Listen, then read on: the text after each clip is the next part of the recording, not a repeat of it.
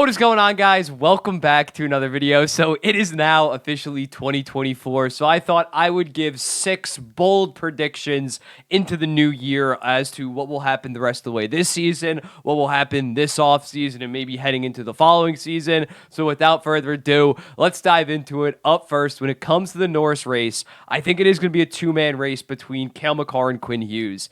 But I think Evan Bouchard is going to be the other finalist. I know that he is one of the most controversial players in the entire NHL right now, but when you look at him, what he's doing this season, it is definitely top 10 defenseman kind of resume stuff. Just being objective, right now he has 36 points in 34 games. He's on pace for 22 goals, 65 assists for 87 points. That seems pretty Norris level to me, in my opinion. But when you look at him also underneath defensively, the numbers actually are pretty solid. Yes, he does make some boneheaded ass decisions from time to time that does cost him in the defensive zone. Overall, on the average, when he's out there on the ice for the Edmonton Oilers, in terms of the underlying numbers, because Edmonton's goaltending has been absolutely horrendous, so sometimes his on-ice results aren't that good because his goalie lets in a goddamn softie a lot of the time. But when looking at him, he has been much improved defensively, just much improved overall. This guy that only had like 40 points last year, 40 points the season before, on pace for 87. Very good underlying numbers. Yes, he does play with McDavid and Draisaitl on that power play, but he has been pretty efficient even strength-wise.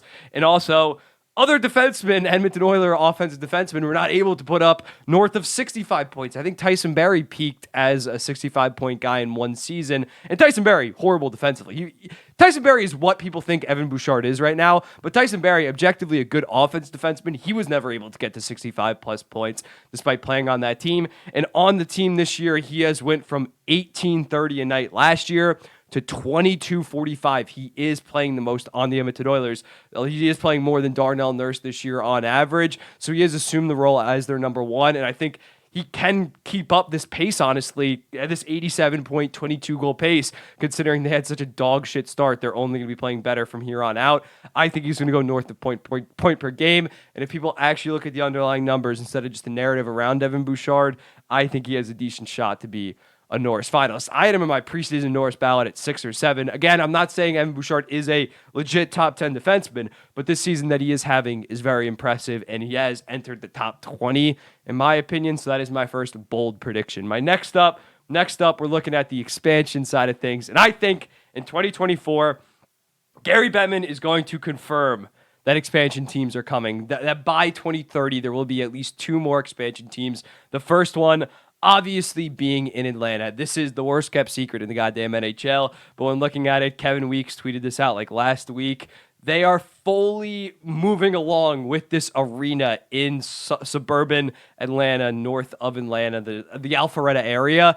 This is going to happen. They're fully building an 18,500-seat goddamn arena. Guess what that's going to be for? That's going to be for an NHL team. I think the NBA team's going to stay at the State Farm Arena in downtown. They need their own building. They don't need it in downtown. It didn't work at downtown last year, so I think this is very obvious. As for the other sites, I think Houston is what they're probably going to look at. I don't think it's going to be Quebec City. And so in terms of that, I think there will be expansion announcements. Atlanta 2027, let's say, and then Houston 2029, 2030. But I think the NHL, again, seeing the success of the 2 recent expansion teams in Vegas, in Seattle. Vegas, an untraditional market. Seattle, not a diehard hockey market, but still the Pacific Northwest. I think Gary Bettman is going to want it to move into some more massive suburb population-wise cities like in Atlanta. Atlanta's like 6th or 7th biggest city in terms of overall suburb population, metroplex population, and Houston's obviously like 4th, so he wants to get teams in there, and if they have success right off the rip, because that's the problem with Atlanta. Again, I'm not trying to defend it completely. I don't think it's a fantastic idea, but I do see the vision that Atlanta's second run, they made the playoffs one time in like 13 years. Any team, unless obviously like the big markets, a team's going to fail. If you just have no playoff success over your first 12, 13 years, it's going to be a failure. So Gary's going to rig the goddamn draft. The generational talent in 2027, he's going to be playing in goddamn Atlanta, and Gary is going to make it work this time. He's going to probably make the expansion rules even more favorable for the expansion team just so Atlanta ends up working, and I think we're going to get an announcement on that soon. There's already been so much rumblings. It's pretty obvious that it's going to be Atlanta at this point. Just rip the Band-Aid off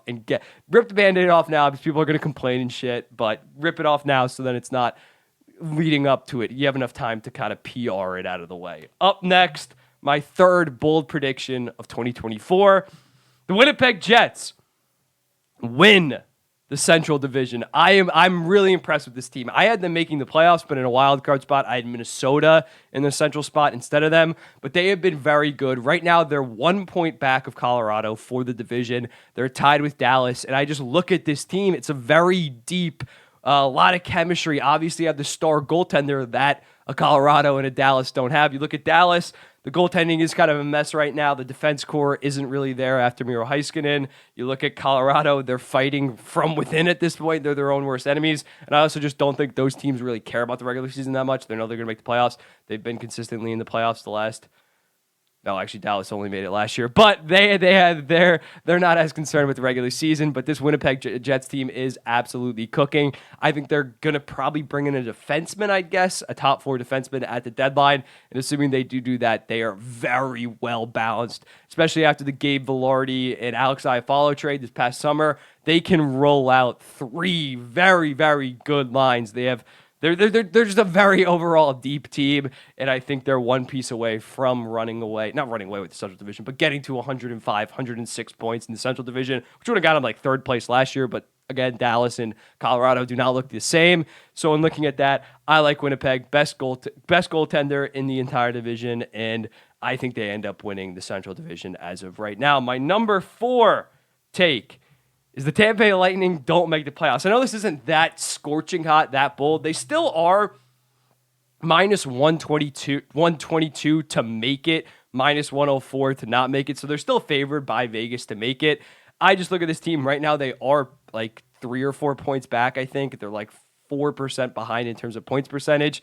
This team just doesn't look the same. They don't have a lot of depth. Hedman's still putting up points, not the same defensively. Stamkos still a pretty good player, but past Kucherov, this team has not been that impressive this year, in my opinion. And Vasilevsky does not look the same since he returns. He has like a 900 save percentage. It's just an off year for Tampa Bay, especially after that start without Vasilevsky. And it's not like they've had any other injuries besides Vasilevsky. They've had basically a clean bill of health. This is their team right now.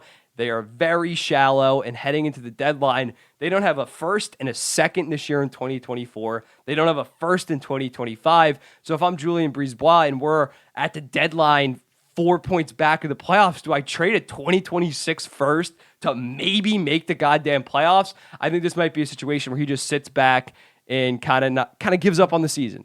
Just gives up on the season and says, we're just going to get a high... They don't even have their draft pick this year, but we're not going to trade away another draft pick even further down the line. We're just going to maybe sell some of our depth pieces at the deadline. I just think that this is not their year. They've had such a good run. They're going to have to recoup and get creative this offseason because this core is on their way down. And again, it was inevitable at this point, considering how long they were good for since 2015. There's no shame in having at least a down year, maybe doing a little retool this summer. So I think that's going to be the situation with the Tampa Bay Lightning. Next up, this is not something that I'm rooting for, but I think it's going to happen. I'm just being a realist.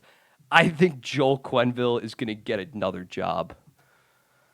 I think some general manager is going to get so desperate this offseason and try to save his job that he goes out and gets Joel Quinnville. Because I think we could all agree, Joel Quinnville is one of the best coaches in the entire 21st century. Obviously, I don't think that he should be coaching in the NHL after what happened with the Kyle Beach thing, but I can there was some interest last summer. Nothing really materialized in terms of an offer, but I can easily see people still... Babcock was not nearly as bad as Quinnville in terms of like getting caught, like thrown out of the league, basically. Babcock was just an asshole to players.